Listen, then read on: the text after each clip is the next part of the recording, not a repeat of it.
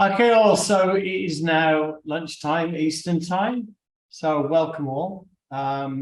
So today we have an interesting webinar for you. It's called Coffee with Chris, although all beverages are allowed. It's 11 p.m. here where I am, and my beverage is red, and it's Chateau Neuf de Pape.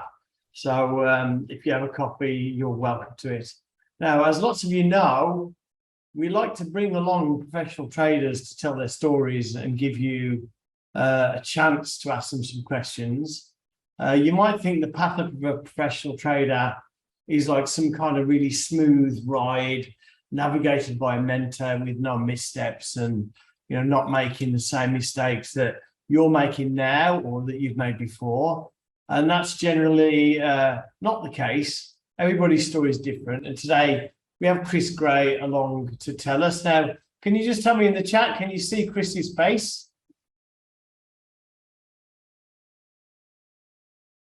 Not now. Okay, they can't see you, Chris. Maybe if I stop the screen share. Okay, we did before. Okay, that's interesting. 2 minutes ago, they saw you, Chris. Maybe we did something wrong. Anyway, generally, everybody's story is different. And so we've got Chris Gray to tell us his story. So what I'll do is I'll hand over to Chris. He can tell his story, and while he's doing that, I'll try and sort out his cam. He might be hiding for a moment. So, Chris, good morning. Can you hear me okay? I can indeed. Can you hear me all right? Yeah, I can hear you perfect here. Can you all guys hear me?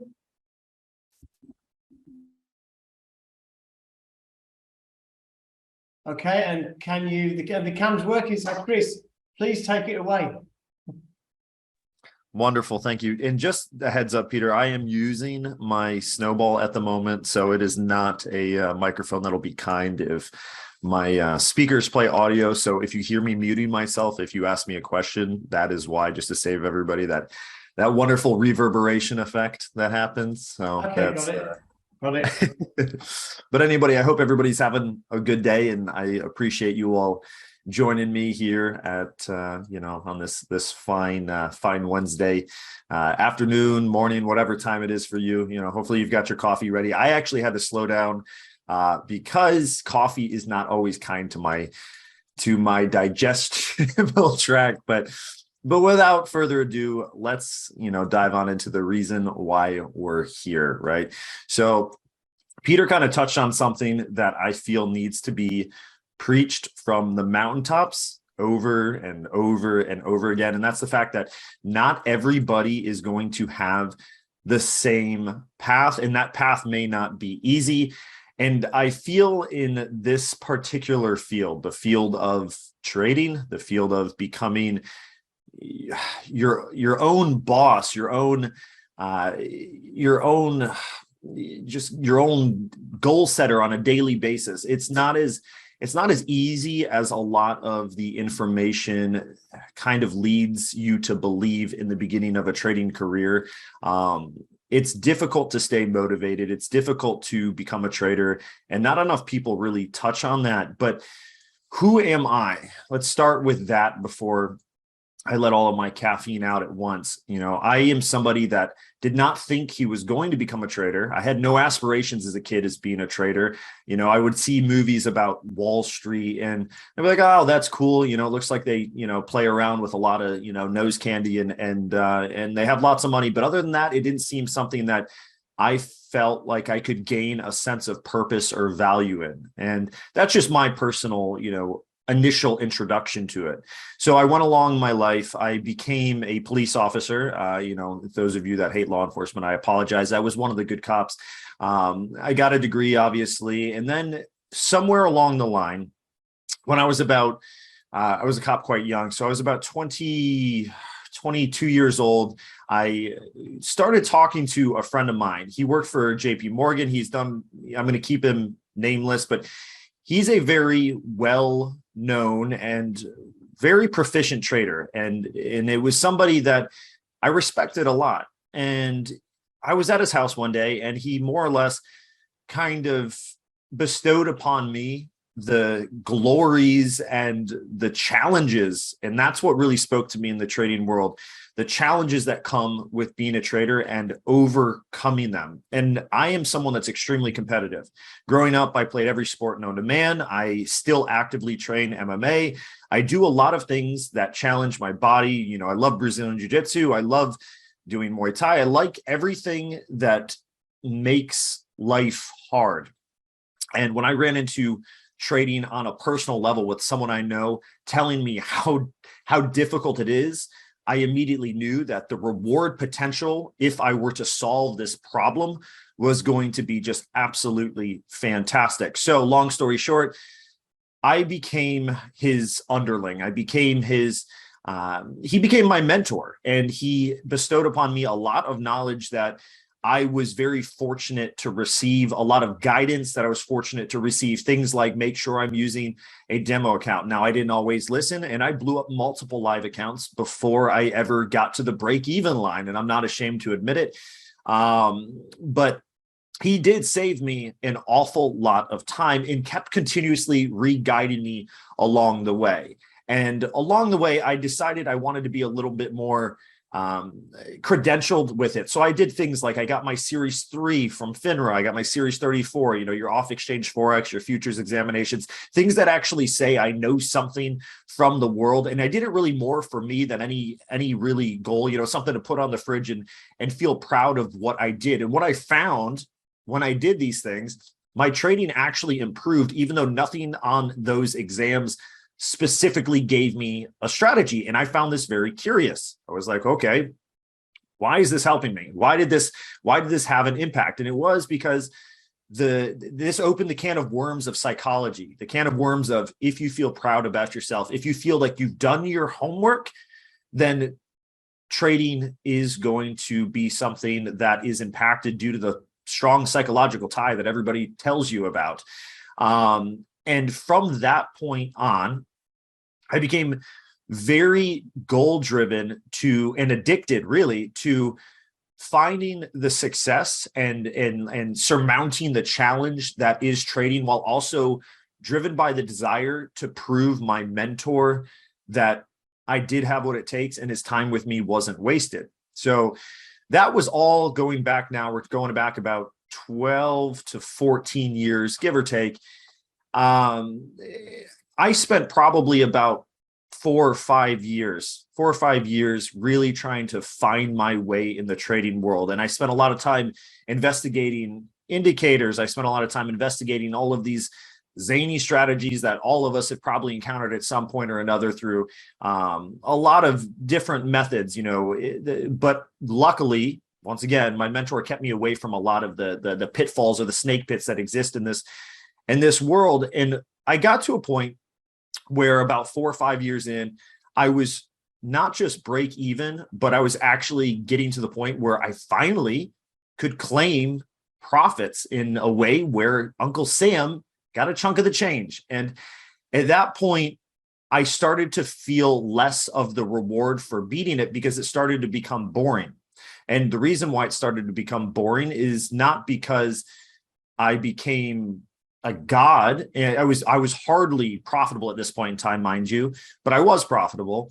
But I reached a point at which I think a lot of traders fail to realize is coming. Trading should be something that is boring. And what I mean is, trading is something that if you're doing it correctly, you're adhering to a system. You're calculating your outcomes, you're controlling your risk and your reward. You're doing things that shouldn't be, you shouldn't be encountering things that are so vastly out of the ordinary that it should feel exciting every single time you do it. If you are doing things and it's exciting every single time you do it, you're probably gambling, and that's just the stone cold truth. So at that point, my goal was to increase each percentage point, increase each, you know, from a proverbial sense, my accuracy, get it from 51% to 53% to 55%, you know, to keep climbing, but it wasn't giving me the same sense of satisfaction. So long story short, once again, I became obsessed with trying to share my experience. I am someone in life that is very much so someone that gains excitement from sharing things. If I taste pizza and it's really good, I want you to try it. So when I finally cracked a code in my own head, I finally started to realize and put all these things together that were actually allowing me to achieve the things that I initially thought I wanted to achieve. All of a sudden, it was no longer what I wanted to achieve the most. What I wanted to achieve the most was getting someone else to do it, because it almost gave me validation that I wasn't just some random lucky case, and I wasn't getting lucky, even though it was for years on end, maintaining profitability for, at this point, maybe 2 to 3 years consistently.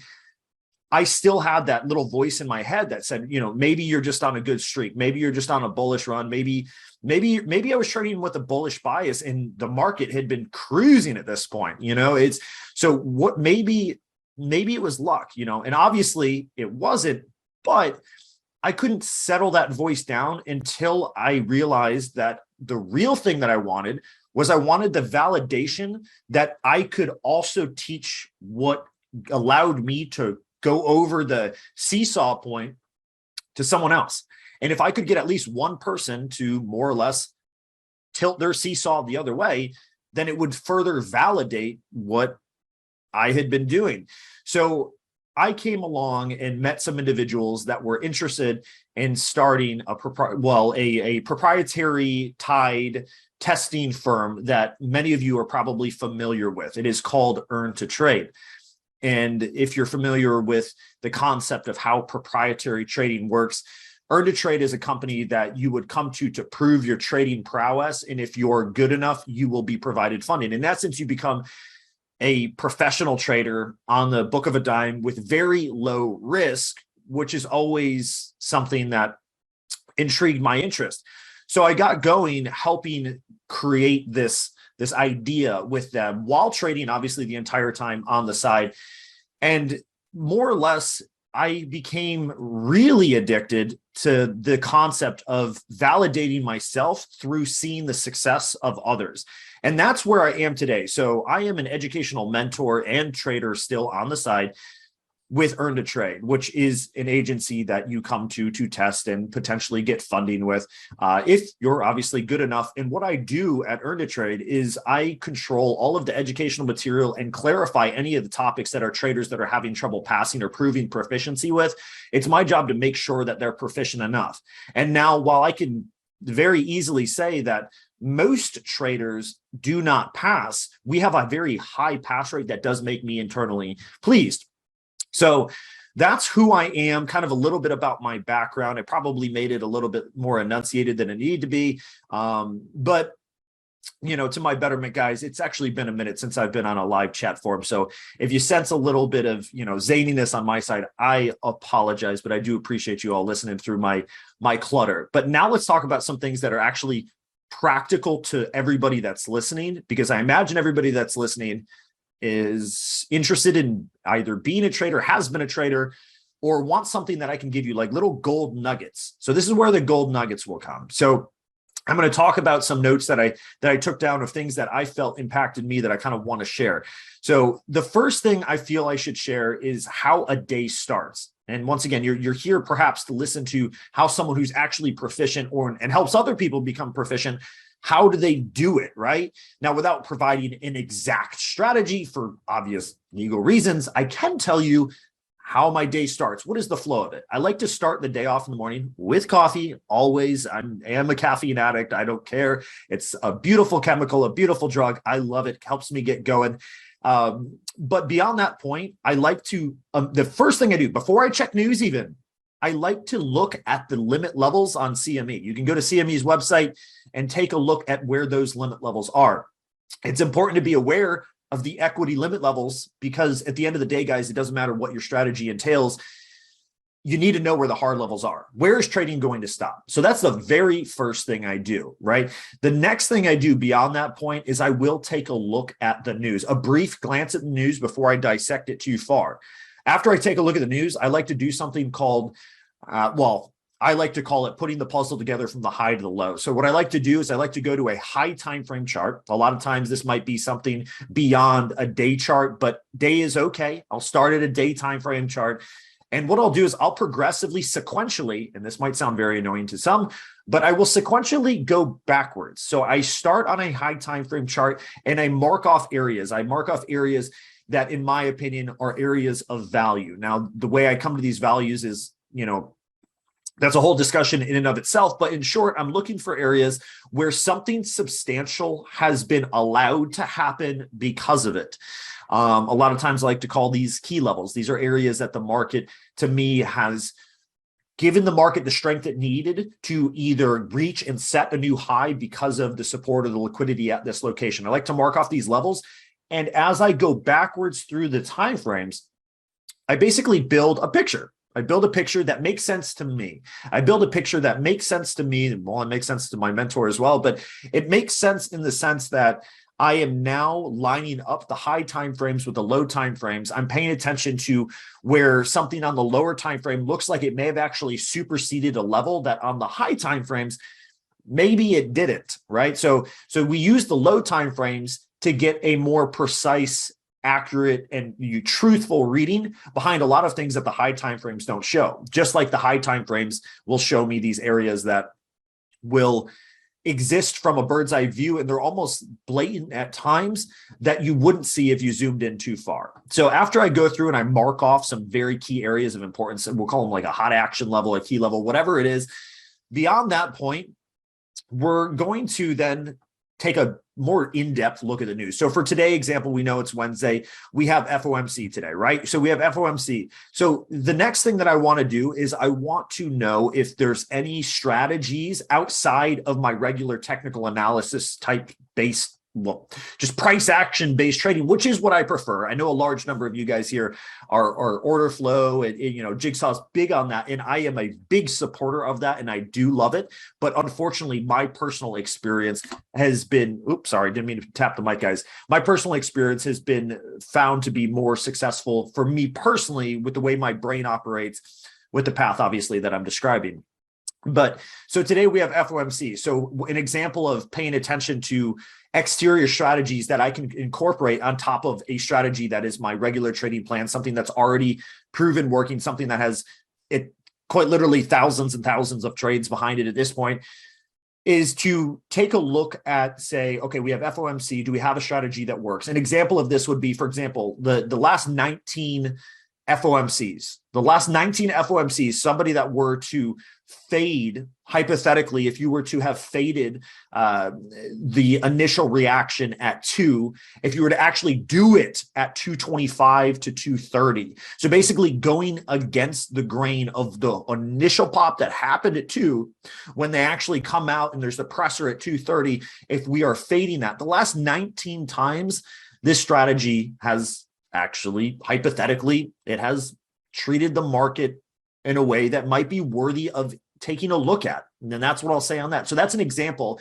I'm just trying to come up with a hypothetical example of how strategies, you can have extra gold nuggets throughout your trading day outside of your regular trading plan, or you can incorporate that as part of your trading plan. But the news event has to be there. So those are like extra gold nuggets throughout my regular price action trading strategy that I like to pay attention to. Okay. So be aware of the news, mark off your levels ahead of time, be aware of the limit levels, which a lot of traders just absolutely don't do. And in today's economy, with the way things are going, with quantitative easing, with interest rates going, everything is just so, I mean, I don't even need to mention the geopolitical events with Russia and what have you. The economies are very fragile right now, or very, very volatile at the very least. I think we can all agree on that. And being aware of those limit levels can be a godsend. It can be the difference of you wiping your account and possibly owing more, and just getting out in time and not keeping a position open while you're not able to do anything with it. So limit levels are just, even though it's not going to happen often, you never want it to happen. So it's a part of my daily routine to mark off where those limit levels are. And I know if it's worth my time to trade, depending on how close I am to one of those levels, depending on which direction I'm going and whether I want a position open at all or not. But beyond that, that's a little bit about how the day starts. We start with coffee, we start analyzing, going backwards, we start paying attention to the news, start marking off. the time slots of each of those events, because obviously volatility comes with various news events like FOMC. We know that we're going to get volatility. So I will mark a little vertical line off about 30 minutes before a news event comes that will remind me and say, hey, Chris, it's time to, you mark something off that means something. That way I don't have to be a genius. I don't have to remember everything. I can simplify it. A lot of times in trading, people act like in order to be successful, you need to be the wisest, most intelligent human to have ever walked the planet. And that's just not true. You just need to be good at catering to your style of thinking, and you need to be good at catering to your way of circumventing your own biological limitations. Some people, for example, remember names easier. Maybe you're someone that remembers someone's name the first time they meet you. I'm not one of those people, but I am one of those people that has a photographic memory for events and faces, right? So I cater to those types of things, just hypothetically speaking, right? So once the day has started, I have a sticky note on my monitor that says trade it, don't date it. So some of you that have been around the trading community for a long time have probably heard this phrase, trade it, don't date it. The reason why I always like to remind myself of this is not just because this was a very popularized trading YouTuber, but due to the fact that I have always found that to be something that is profound and important to remember. Trade it, don't date it. Don't get married to your positions. You're not dating your positions. Think about it as a goal that is planned out ahead of time. You have a predetermined amount of money that you're willing to risk for a predetermined amount of money that you're willing to take generally in most cases, unless obviously you're running some type of trailing stop or, what have you. But it's important to remember, trade it, don't date it. Don't get married to any position, no matter how much you think that position is going to do something. I had to remind myself of this a lot in my trading career. I can't tell you how many times that in my trading career, for those first probably 3 to 4 years, I had lots of successes that were washed away because I was so certain on a particular outcome that I got married to the result. And unfortunately, we know what happens in the trading world. Or, people that are willing to admit it, what happens if you get married to being right. It is not a good thing. Let that go. Trade it, don't date it. That's something I like to live by. Hopefully it gives, someone here gains some value from that. But another thing that helped me out along the way, and this is less of a daily process of mine now, but it is something that is crucial for me to share. Trading smaller. So in the beginning of my trading career, I was, I spent a lot of time on demo accounts. I was one of those individuals, however, that did not feel the same type of challenge from a demo account, the same type of footprint in the market. And as a result, I didn't feel like my successes on a demo account were as applicable to real trading. And as such, my results were not always perfectly applicable. So I really did need to trade on a live account in order to really feel and gain progress forward. But obviously that can be extremely costly. And part of the process of trading is we decide how much we're willing to lose. Whatever number that is for you, for a particular position or for a particular day, a daily loss limit, or whatever your amounts are, think of those amounts, write them down, and then cut them in half at least, right? This is extremely important in the beginning, because if you don't have all of the data, if you don't have years of experience validating that you are capable and justifiably doing what you're doing, this is probably something that will save you a big portion of the learning tax in the beginning of your career. Obviously, once you get to the point where you can begin scaling positions because you are rock solid psychologically and you're not concerned anymore about monetary numbers and they mean nothing to you, it's just another number in the matrix. Well, if you're at that point in your career, but guys, you have to be honest with yourselves. Are you truly there? Are you truly detached from money? If you take, if I take a $5,700 loss in 15 minutes, it still to this day irks me a little bit. Does it ruin my day? Absolutely not. In the beginning of trading, that would have ruined my day. It might have ruined my week, but but it's important to take whatever amount that we're trading with in the beginning, whatever we decide is okay, and cut it even smaller than that. You'll be something that you'll be quite happy about. But something that's important to understand as well, when we're trading, we're not investing in that particular position or whatever it is you're doing, whether it's stocks. I'm sure a lot of people here trade all kinds of different things, whether it's futures, doesn't matter what it is. Let's consider it just an investment. Each position, let's imagine for a moment that it's an investment of just a singular proportion. Like it's just one individual item. And with that, we're not investing in the position, we're investing in a strategy. And that's important to remember. And that's something that helped me out along the way. If I'm not investing in a position, I don't get as attached to it. I'm not investing in a position. I'm not tied to it. I'm not married to it. Instead, I'm investing in a strategy. I'm investing in a trading plan. I'm investing in something that was thought out before this position presented itself. Okay. If we invest in those things, generally, we're going to be doing better off than if we invest into one individual thing. It's like one thing is investing in the long term, one thing is investing in the short term. Right. So just remember that as you trade, you're not investing in that individual position, you're investing in a larger strategy. And if that position goes in your favor or doesn't, that individual detail doesn't matter as much as, taking that larger sample size and paying attention to how your strategy as a whole and how you are actually employing all of your pre-thought out processes are going. But another thing that a lot of traders I don't hear truly talk about enough as well is to make sure that you understand that the markets are always changing, right? We know that things can be cyclical. Yes. History repeats itself.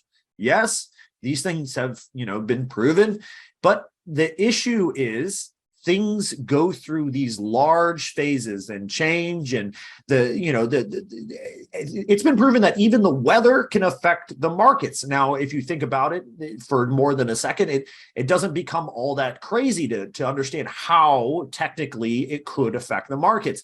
But because of that, it's important to not just say that you're going to march forward with one trading strategy that is not going to compensate for different types of market environments.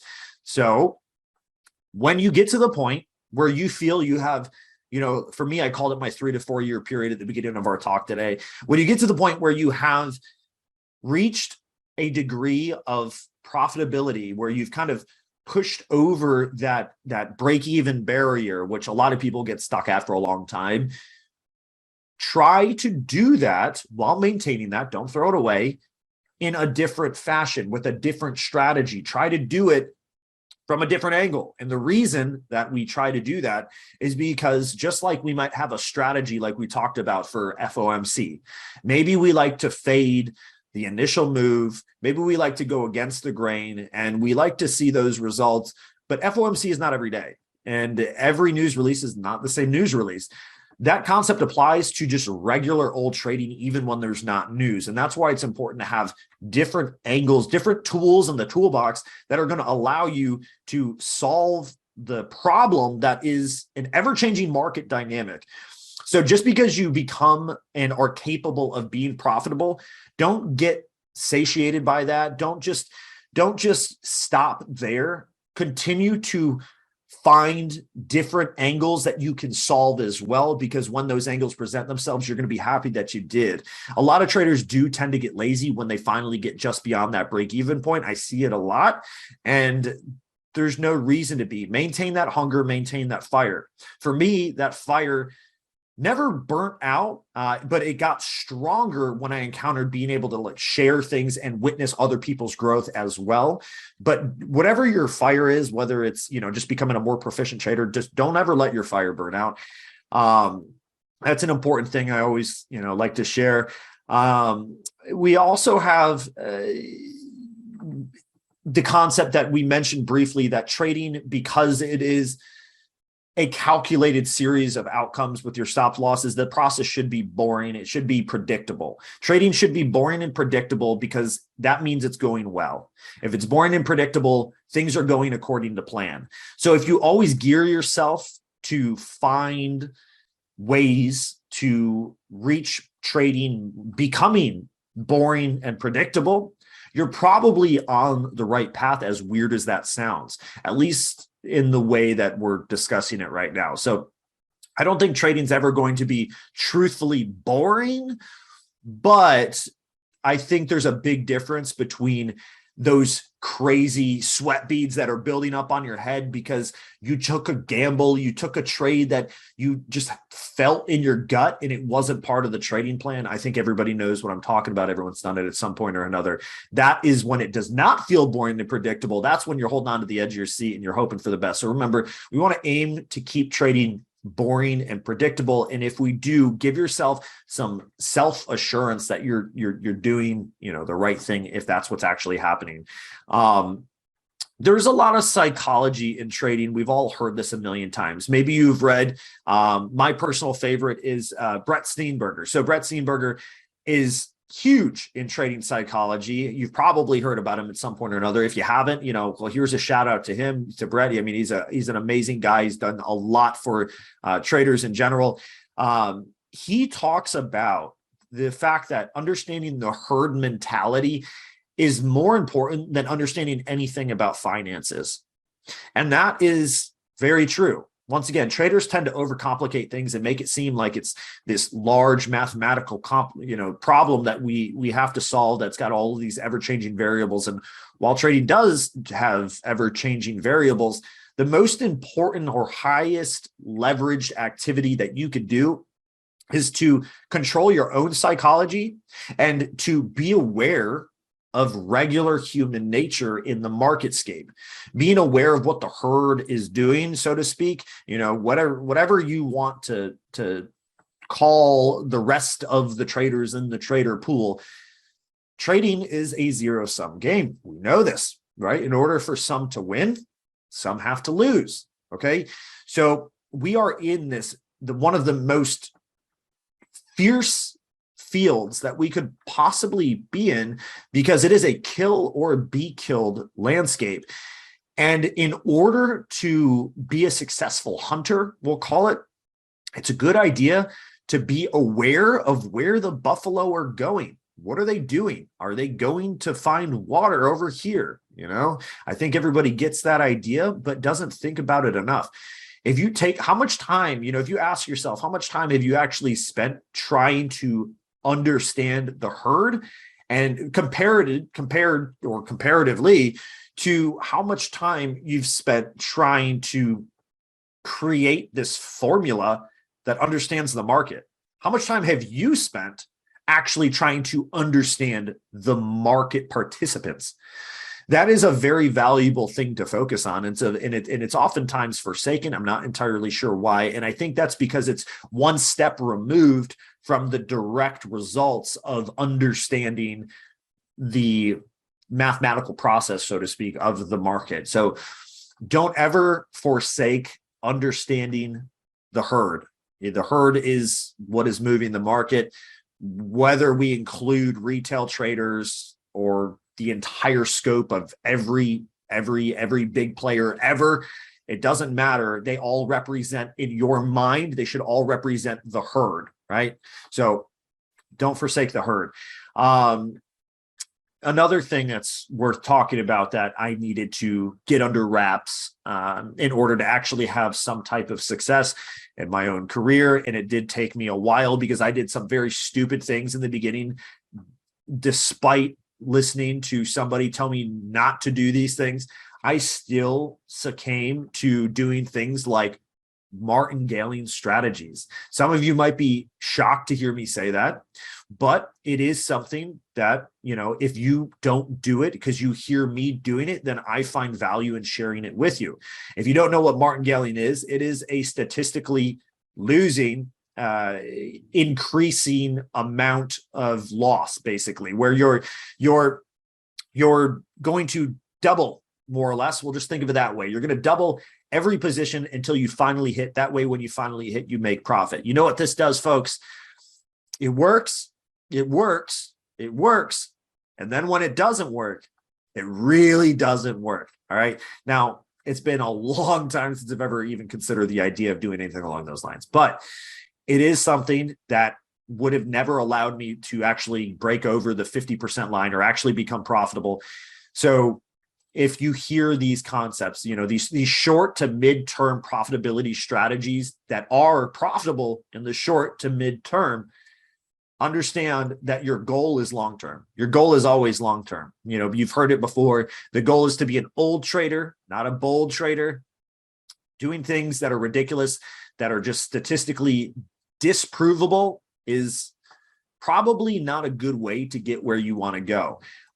So risk management is pretty crucial. And I almost didn't even want to talk about it because it's been probably talked about just too darn much. But it also would be blasphemous if I didn't mention anything along those lines. So I'm going to put a twist on it, right? So everybody understands that controlling how much you're losing is important, right? Using strategies that are going to monetary strategies, trading strategies that are going to allow you to net more than you're releasing. Obviously, that's the name of the game, right?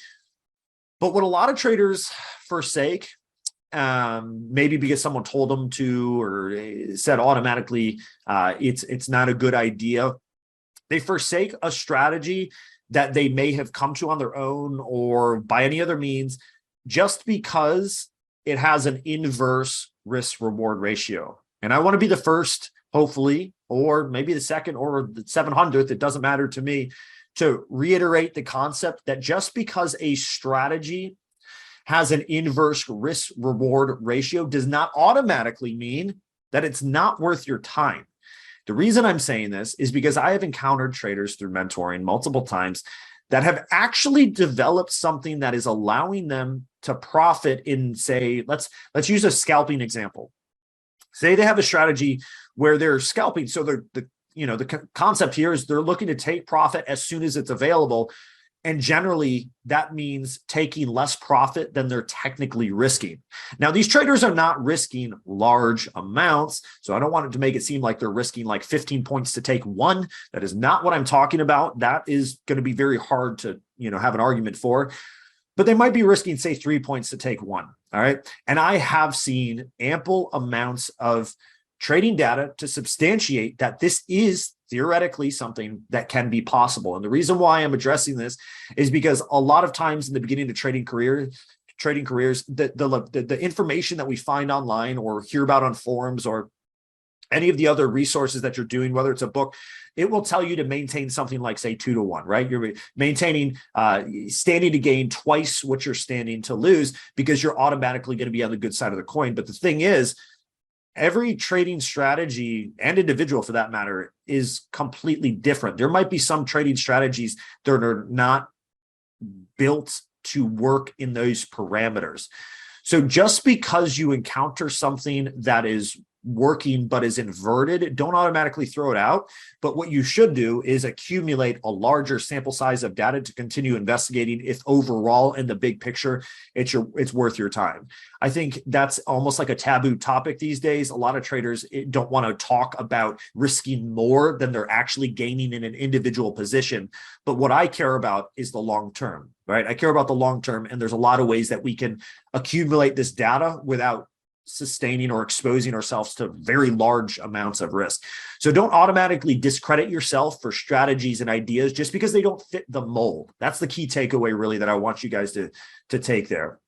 There's a lot of strategies that I felt had to be in the beginning of my career. They had to be 2 to 1 or I'd throw it out. And honestly, in the beginning of my career, when I started doing that, I don't know that I would have ever succeeded if I held to having it to be an exact 2 to 1 before I allow myself to be profitable. So don't discredit something just because it has to be an arbitrary amount of risk reward, right? R&R. So that's something that we need to, always need to talk about. But then something else, be aware of what's out there and what speaks to you. All right. So we're all here because of Jigsaw. Jigsaw is freaking wonderful. Jigsaw does a very good job of allowing you guys to, those using the platform, to see things and be aware of things that other traders are not. What am I talking about? You probably already know things like iceberg orders, right? We want to be aware of the things going on in the market that you can't directly see with price action. And that is the downside to price action trading. That's the downside to the way I trade. Every trading style has a downside. Now, yes, even in the world of Jigsaw, things we're all aware as well, orders can be spoofed, right? And that can be an issue. However, as you guys are also aware, there's ways to, clarify and confirm, and just the same way there are in the price action world to clarify and confirm a movement based on where it's trading or what type of volume it's showcasing after reaching beyond a certain point. So it's important, though, to really look at all of these different methods of analyzing information as a trader. And that's really what you're doing. As a trader, you're trying to relay all of the information that is coming off of your screen, going through your eyeballs, going into your brain, and you're trying to process it in a way that allows you to achieve a certain goal. So at the end of the day, don't get yourself tied to one specific route. Tie yourself instead to something that feels like it's sparking something that you can't really put your finger on. It's you have a certain curiosity or a certain affinity towards a certain style of trading. So say you've never traded with depth of market before. Go try it out. You've never looked at time and sales before. Go look at it, right? Go look at all of these things that, if you're a newer trader and you don't already have your way set, but even an old trader, it doesn't hurt to, have new thoughts every once in a while. Some traders get into these processes where they actually, tilt past their break-even point, and then they're afraid to change anything because they feel they might shatter what they have that's working. But I'm here to tell you that, guess what, folks? The market is dynamic. The market does not care. The market is going to change whether you like it or not. The market is going to change. So you're better off changing on your terms and being aware of other knowledge on your terms. Knowledge is power, than waiting till the market forces you to do so. So whether you're a new trader or experienced trader, it can be very valuable to explore different platforms, to explore different ways of interpreting that information. And while you're, doing this, while you're also developing different strategies or developing different ways to go ahead and secure the bag, so to speak, right? But other than that, there's also something that should be mentioned that I think is not mentioned enough. And that's trading is not for everybody. However, I do feel anybody that wants to be a trader has the ability to do so. And I know that might seem counterintuitive. And this is another thing that for some reason people don't want to talk about, because in the world of trading, so much stuff is driven by an audience. And why would you want to push away? Why would I want to kick away some people that are on the fence? If you're on the fence, if you don't feel some type of fire, at the end of the day, what drives me as someone in the position of being an educational mentor is trying to get someone to make less mistakes than I made in the beginning, less mistakes than I've witnessed other people make as well.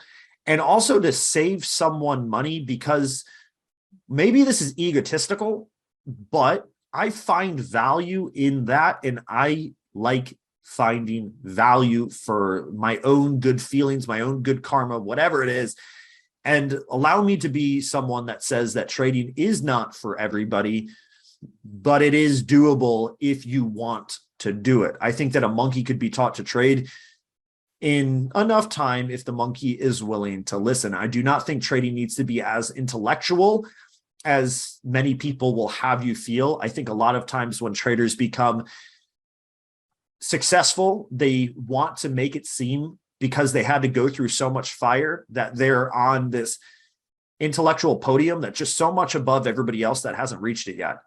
And really, it's just another stone away from being break even and then one more stone away from being unprofitable. We're always one stone away from break even, and we're always one stone away from being unprofitable.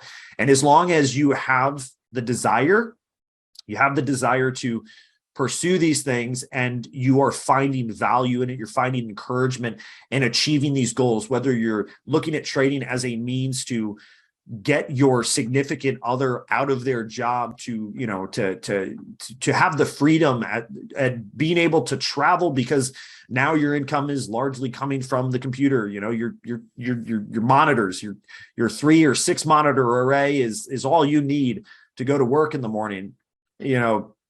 Make sure that drive is always there. If it's not there, you're in a very risky position. You don't want to be walking out onto the battlefield with no will to live. So make sure you have that will to live, and find something that gives you value in trading, whatever it may be. For me, at my stage of the career and the way it's been, I've been with Earn to Trade since 2016. So I've been doing what I've been doing, and, basically trying to help people for the better part of 7 years now, right? So I am in a scenario where I still love what I'm doing because I still gain from that. Maybe one day one day that won't be there, and I'll have to be realistic with myself. And we all need to be realistic with ourselves about trading from every single angle. Be honest if it's something you truly want, because if it's not something you truly want, why are you walking out onto the battlefield? I don't want to see people lose money that they don't need to be losing. There's nothing exciting for that in me at all. What's exciting is saving someone money and being part of their journey, being a stepping stone for them to achieve their own greatness. I love that. That is something that gets me, it sounds weird, but gets me off. I don't mean it in a sexual way, obviously, folks, but that is something that gives me value from maybe we'll call it from a spiritual standpoint. And you should find those things as far as trading goes. I don't care what they are. They don't need to be my reasons. Find your own reasons, but make sure there are reasons for what you're doing. If you have reasons for what you're doing, you'll always have gas in your tank to keep you driving forward.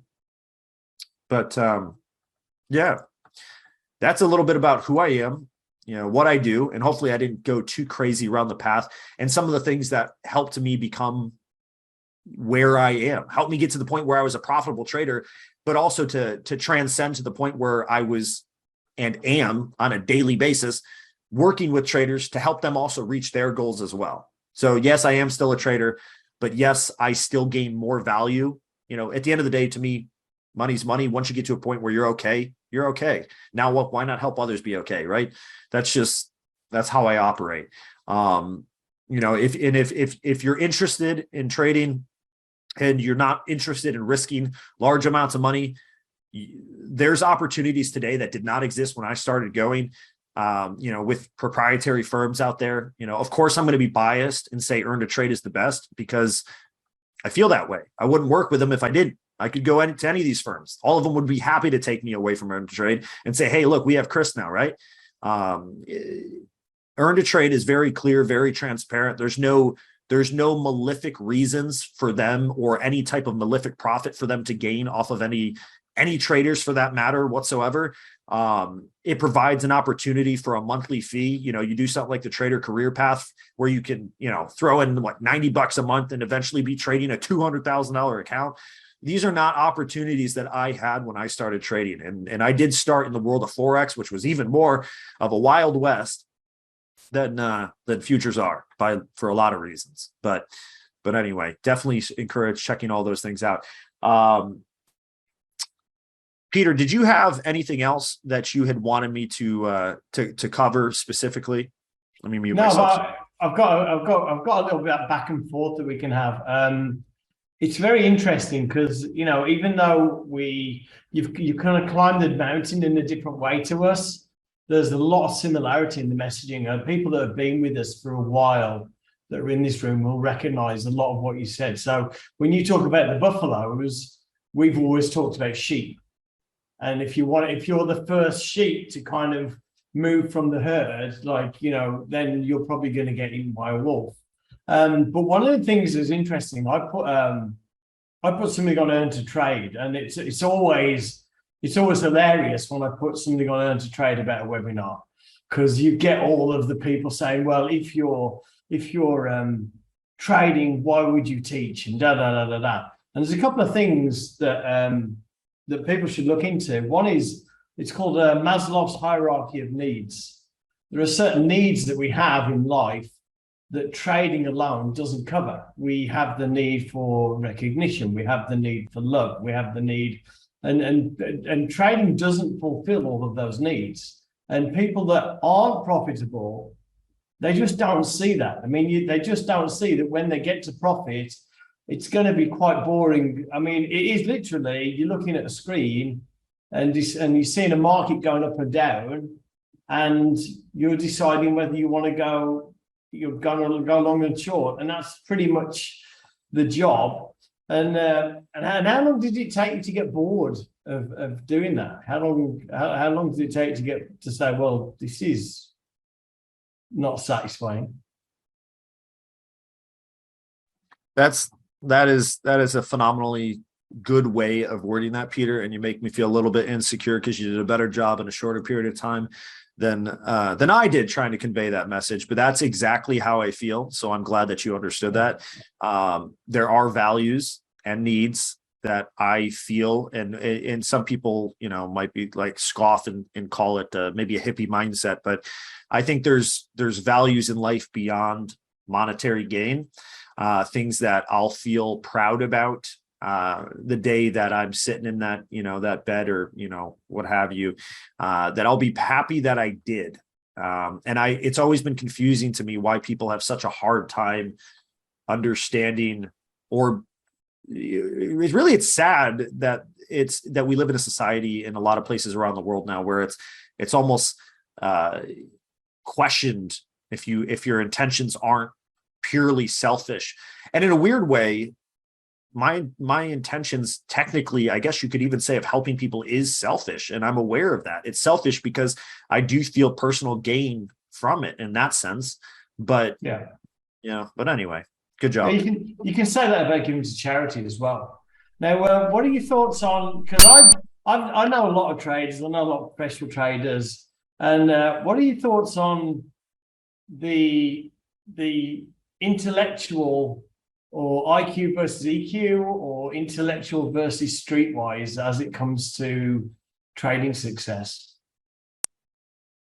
My speakers actually cut out a second there, but I believe you said, what are my thoughts on intellectual, and then it cut out. So would you just word it one more time? Yeah, there's, I know a lot of traders, and some of them are like Cockney Barrow boys. They're streetwise, very streetwise. They're not generally high IQ. So do you think it's an intellectual endeavor, or do you think it's more of a streetwise endeavor? Okay, I gotcha. Absolutely. I would argue, because I personally do not feel that I represent someone who would be blowing the charts off of an IQ test, so to speak. Yeah. Maybe I'm being a little hard on myself. I've never struggled in school. I'll be honest. I've never struggled in school. I've never struggled getting any degrees. But I recognize that there's individuals with a lot better recollection of thoughts and events than myself. And I feel that the most important the most important aspect between those two as it pertains to trading really would be the streetwise side of things, due to having a desire to create results being the most important aspect of trading. At the end of the day, it doesn't matter how much it matters what you're going to achieve. And there's a lot of ways to get to that there's a lot of garbage information out there. So you can know all of that garbage information and it's not going to help you. Yeah. And one of the other things is, we talk a lot about pattern recognition, and what you mentioned about the FOMC fading at 230, that is a pattern. And what I've come across, and I would like to know what your experience is some people can actually see patterns themselves, but they have an insecurity about following them or trading them because they didn't get them from someone else like you. Have you ever come across people like that where they can see something and they talk to you about it and they say, well, can I trade this? I can see this. Can I trade this? And it's almost like an insecurity. Meaning they don't feel comfortable trading these things just because it wasn't their own novel idea. Is that what the... No, because it was their idea. Oh, absolutely. Yeah. That on the flip side of the coin, that's, I mean, I've seen it both ways, just to clarify. I've seen individuals that understand something that I shared to them.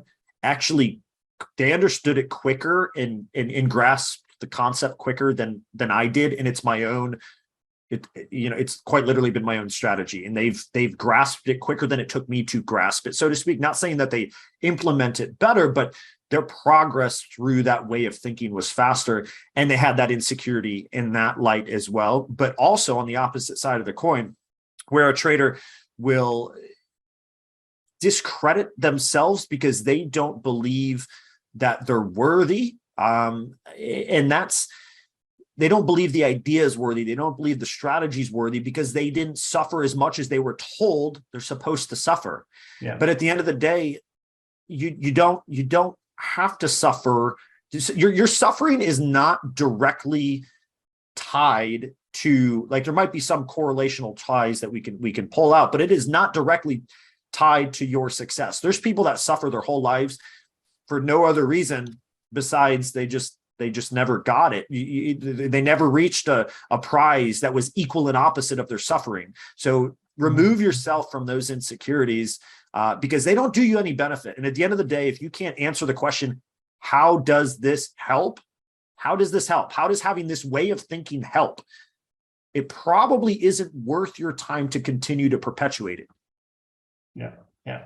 Now we got a question from Vincent about markets being dynamic, and he's asking, does that mean we have to trash our strategies from time to time and rebuild new ones, or does it mean that we just have to have a toolbox with different strategies and apply the right ones to the right market conditions? Yeah, no, never trash a strategy, guys. If you're somebody that is, maybe you're into coding, and actually I find that people that are into coding probably don't need to be told this because they're already doing this. But if you're into developing strategies, take some folders out somewhere on your hard drive, your solid state, whatever the heck it is nowadays that you're operating on.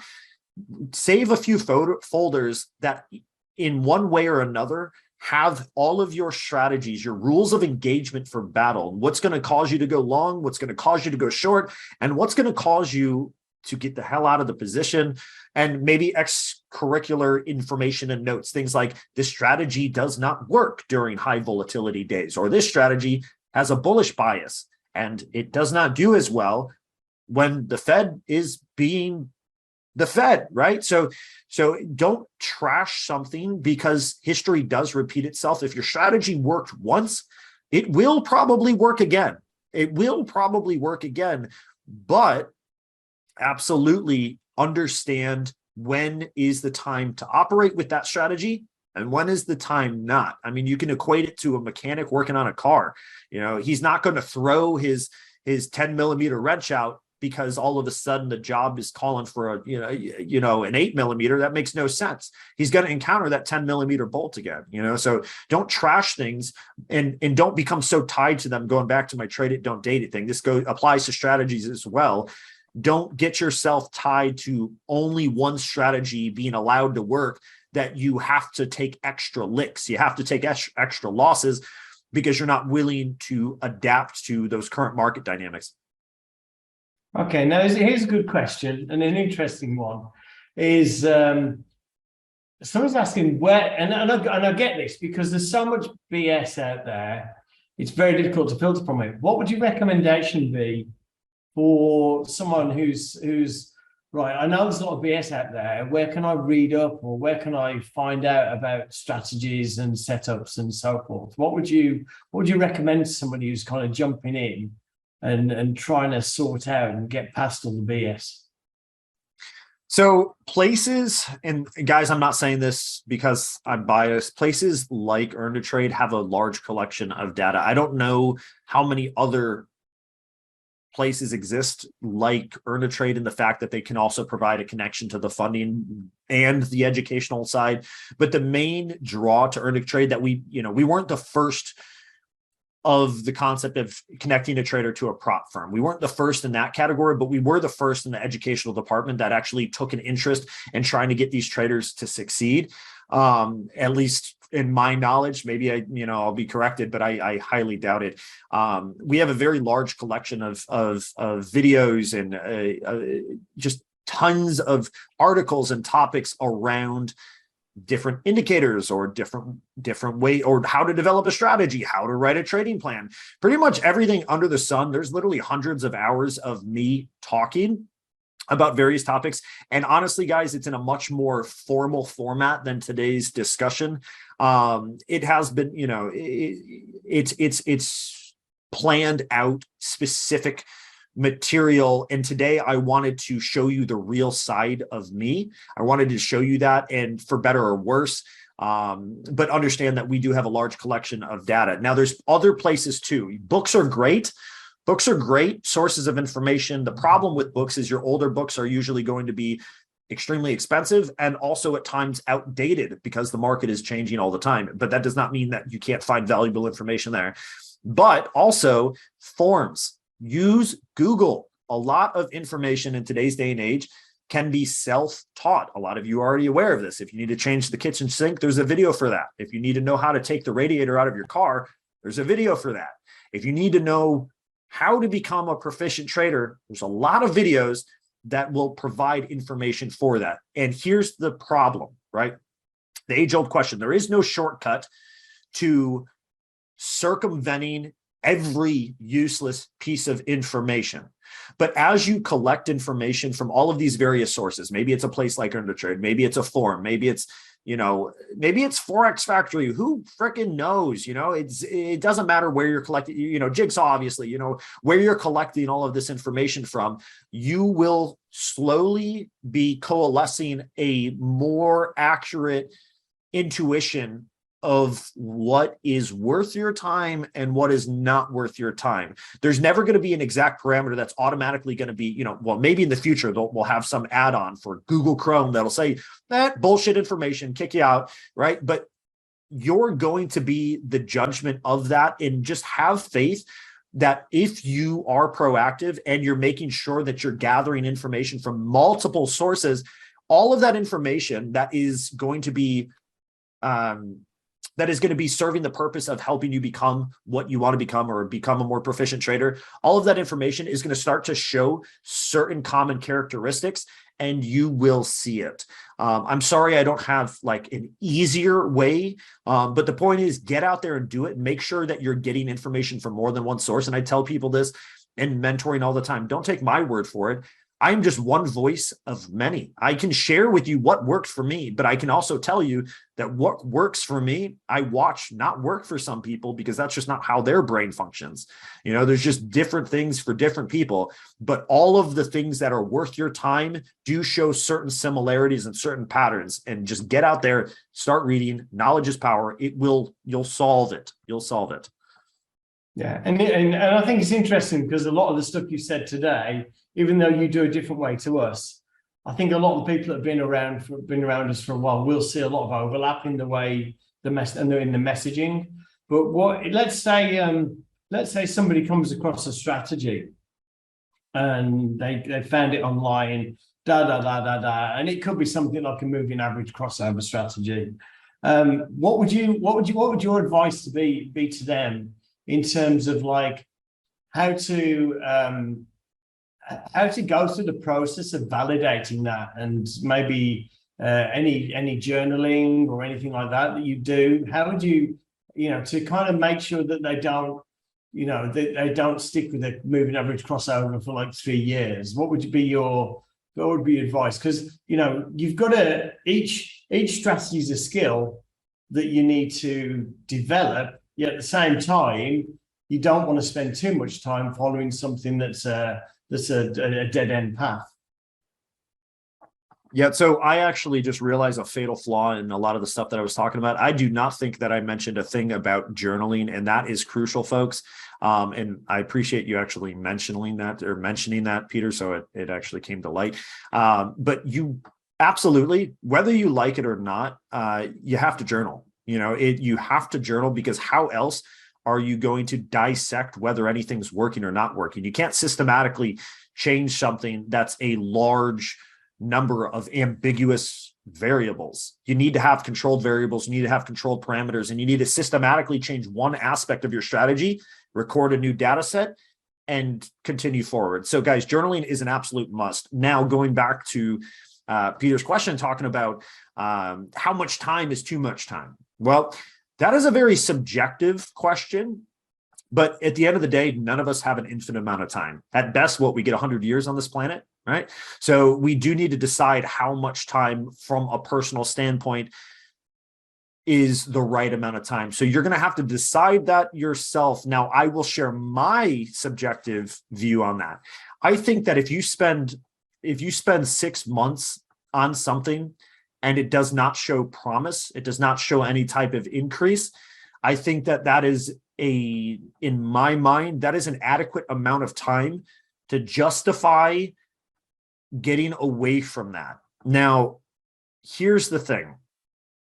All of it is, there's not going to be a blueprint, because it's going to be dependent on what you feel comfortable with, as far as, how much time you're spending on something. But you've got the ability, just like in trading, to decide ahead of time. You have the ability to say, I will give myself 6 months to this strategy. Maybe you're going to put it under the gun. Maybe you say, I want to give myself 3 months. Realistically, I don't think we should be giving ourselves much less than a few months of data, period, because the market changes so much outside of such a short period of time that we really do want to see outside of that. As far as data collection, we want to see how it responds in multiple variables. But once you get into the months, I think that you should feel confident that you actually are doing some type of due diligence. By all means, anything in a matter of weeks is too short, in my opinion. Once again, it is a subjective question, so there are going to be subjective answers. But when you're talking in months of data set, that's when we're actually achieving things. I don't think anybody should spend years on something unless that is their goal. Unless their goal is to make one specific thing work, they're aware of that. Just like trading, everything in life is a game of how much are you willing to give for how much you're willing to receive. Are you willing to spend 3 years of your life not being profitable, if that's what it takes to get there with one specific strategy? If you're willing, no one's going to tell you that you're right or wrong, but I'm going to tell you I'm not going to do that. So somewhere around the matter of months is the right number for me for something to show promise or not.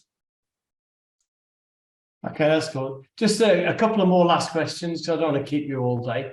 I've got a great question from Steve Cooper that says, would you say a high win rate is better if you have trouble losing time after time, even if the risk reward is high?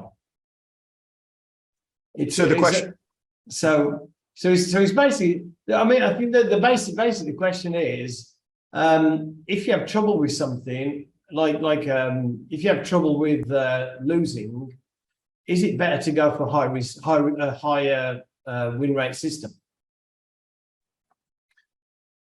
Another very subjective question. What does the data set show you? What does the data set show you? I talked about not automatically being averse to something simply because of whatever the risk to reward is. Mm-hmm. But if the data substantiates that, you have a trade, you've got something that's like 15 to 1, right?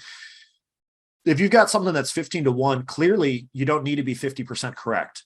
And that's okay. But this is where we get into the topic of personalities. We could talk about all this shit all day long, but it's important to find a strategy that caters to your personality. I have been with traders that do not do well mentally with losing more than 50% of the time, even if the strategy is profitable.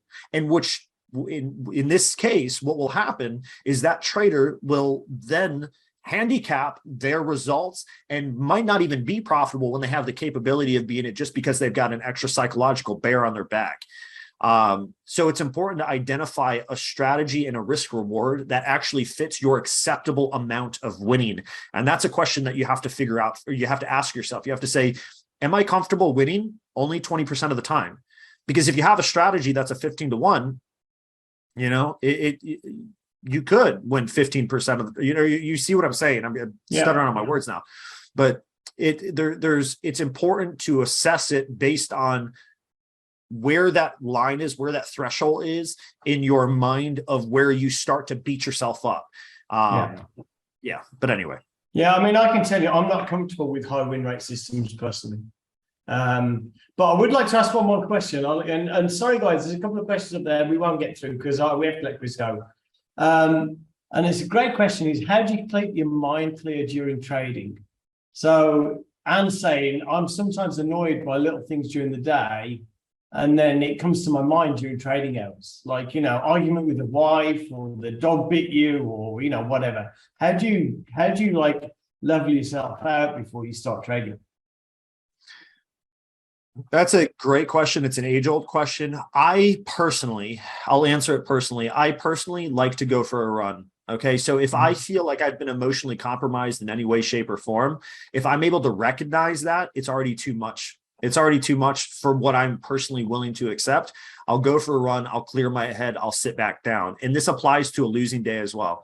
If I have a losing day that has really frazzled my gears, I have a 1-day rule. I take 1 day away from trading to guarantee that there's a break in between my styles of thoughts, and I'm never carrying on with something that may not be working. And a lot of times our subconscious kind of carries demons that we aren't aware of. It's like, we can be angry and still operate the toaster. And sometimes our ego gets in the way of recognizing that we might be pushing the toaster button a little bit harder than normal. And in the world of trading, when we apply it to trading, that can be very bad news.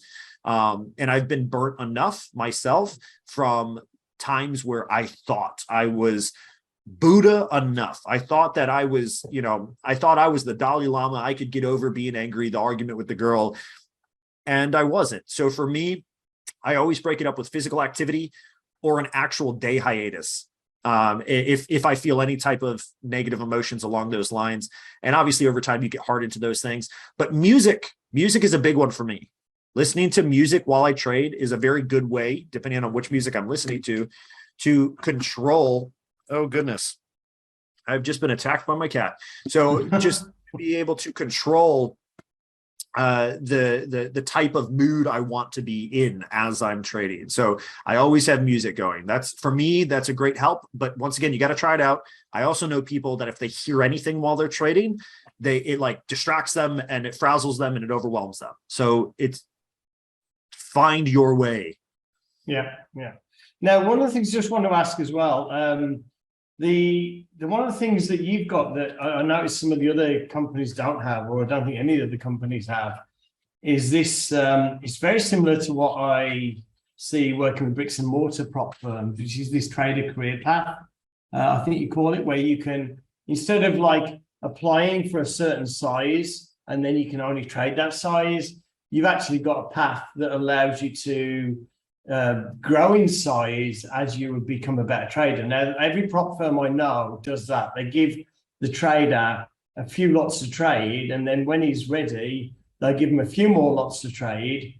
And it might, like this is at that point, the additional risk might kind of freak him out a little bit, and his performance might go down. But you've got something similar to that going on at Earn to Trade, right?